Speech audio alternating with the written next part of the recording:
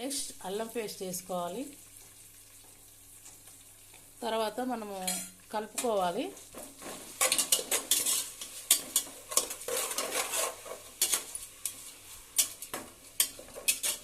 Wow, super smell వస్తుందండి. Super smell వస్తుంది biryani. Wow wow wow, అమోఘం. నెక్స్ట్ మనము కొంచెం హల్దీ వేసుకుందాం, పసుపు వేసుకుందాం లైట్గా.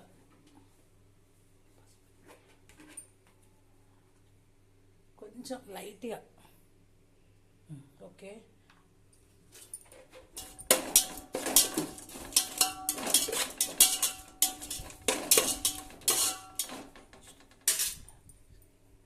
నెక్స్ట్ మనము చికెన్కి వెళ్దామండి. ఇది చికెన్ కర్రీ, ఇది చికెన్ బిర్యానీకి అండి. చికెన్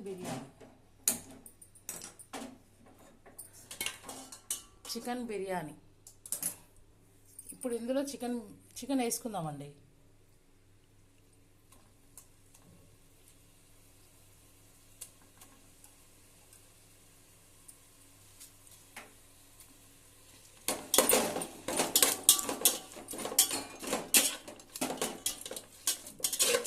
ఫ్రెండ్స్, చికెన్ ఇట్లా వేసుకోవాలి. మనము వేసుకొని తర్వాత గరిటె పెట్టి కలపాలండి. ఇలా మంచిగా ఎంతో మిక్సింగ్ కావాలి మనకి. ఒక 5 minutes మూత పెడదాం. 5 minutes మూత పెడదాం. ఆవిరికి కొంచెం మగ్గిన తర్వాత